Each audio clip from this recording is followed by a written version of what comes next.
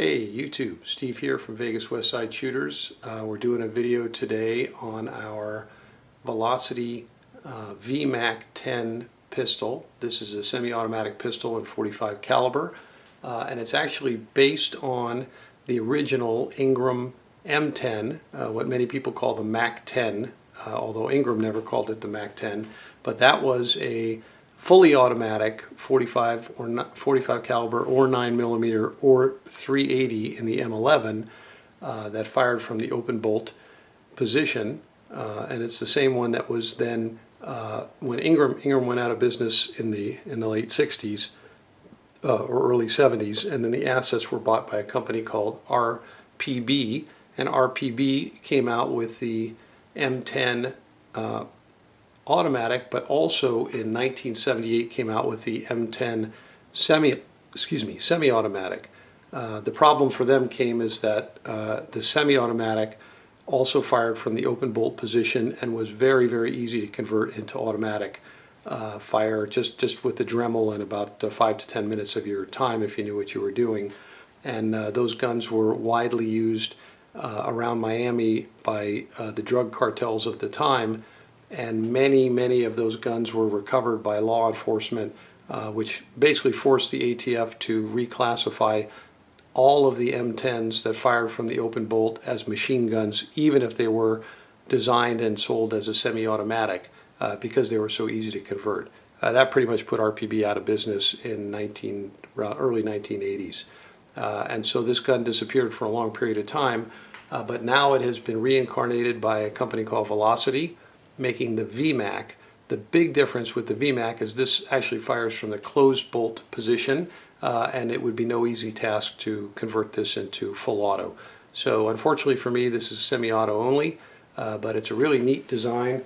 This design was originally designed by Gordon Ingram in 1964, so the design is the same age that I am, which is pretty darn old. But it's a classic design. It's made from pressed steel, so it's very inexpensive to manufacture.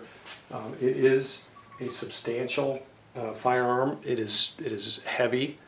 You can see here's the charging handle is on the top of the firearm, and it is unloaded. And this particular one comes with a detachable muzzle brake, and we'll see how that handles the recoil. You can also order this or order separately a fake suppressor that goes on here, or you can just have a cap for the threads. And then the magazine loads into the grip and sticks out the bottom of the grip. It's a pretty substantial magazine. You can see when it is engaged, it sticks out pretty darn far. So anyway, we're really interested to take this out to the range and see how it performs. This is no target pistol. I mean, the sights are really rudimentary. It's this little hole here, and you line that up with this little tab in the front, which is very, very hard to see through the hole, but that's pretty much it. So we'll see how it goes. We're going to test out its accuracy, but basically this is really just more for having fun. So we're going to pop this out to the range tomorrow and see how it functions and see how much fun it is, and we hope you stick with us. Okay, let's give the VMAC 10 a try. This is going to be with the Tula steel jacketed ammo. This is our first time firing this gun, so see how it goes.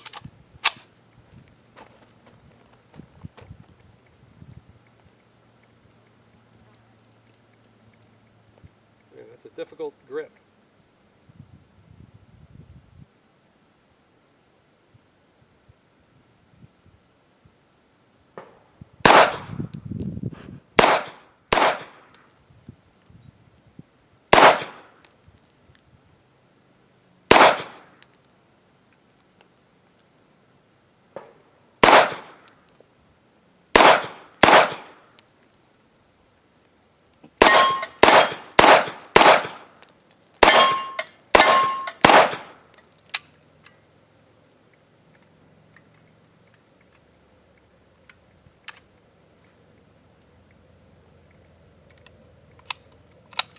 Okay, function was perfect.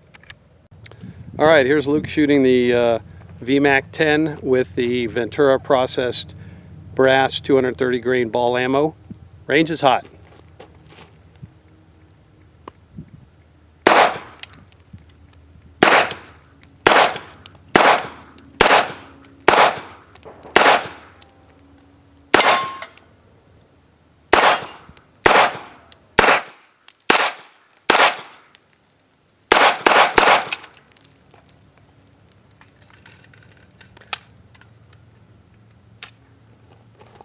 No malfunctions? Nope.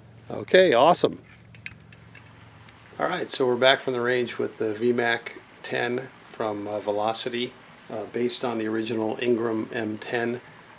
And I have to say there's definitely some goods and bads with this firearm, and depending on what you're using it for, it may or may not be the right tool for you. So let's start with the good stuff. It's a lot of fun to shoot. The heavy weight of the gun completely soaks up the recoil. I feel like I'm shooting a 22, except 230 grain bullets are coming out the end of it. So it's pretty quiet, despite having a muzzle brake, which usually makes it louder. It was pretty quiet.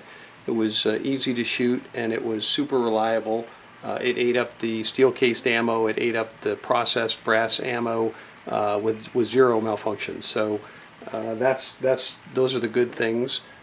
It's reliable. It's a simple blowback design, which usually you only see those with 22 caliber rim fires. There are some 9mm and 38s in simple blowback, but most modern guns, semi-automatic guns, use a locked breech design. This is really just a simple blowback design. There's not many things to malfunction. Taking it apart and cleaning it is actually super easy. It has a you can probably see this here. It has an Allen screw here that you take out, and then you push the pin out the other side, and then once you push the pin out the other side, you lift the upper receiver off and out, and then the bottom is done, and then the upper receiver, you pull the bolt out, and that's it. That's taking it apart. Then you clean it, you put it back together. So that part is really easy. What's the not so good about this gun? Number one, the sights are abysmal. There is zero adjustment of these sights. There's nothing you can do. This is welded on, and the back has these two small holes. I wasn't even sure. I figured it was the top hole you're supposed to look through, so I lined it up with the top hole. I couldn't hit the target. I lined it up with the bottom hole. Couldn't hit the target. Pretty much finally just pointed the muzzle in the right direction and hit some steel, but I'm going to say accuracy is not the forte of this gun. This is more for spray and pray. Point it out to your car window and just keep pulling the trigger and hope you hit something, or at least scare them away.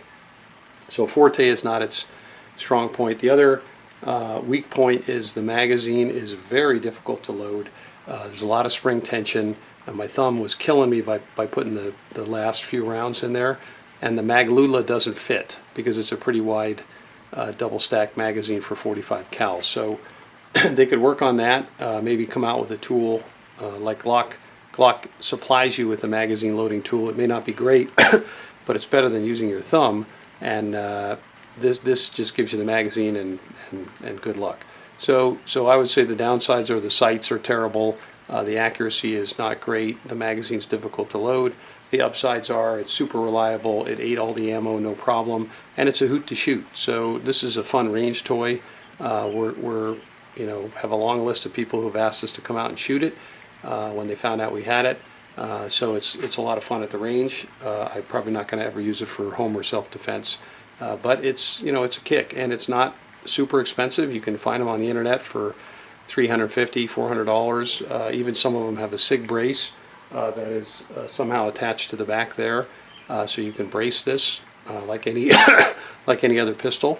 So if you're interested in a fun range toy, 45 cal, minimal recoil, this might be your gun. So I hope you enjoyed this little mini review of the VMAC 10. We sure enjoyed shooting it. And from Steve and Luke at Vegas Westside Shooters, we'll see you around the range.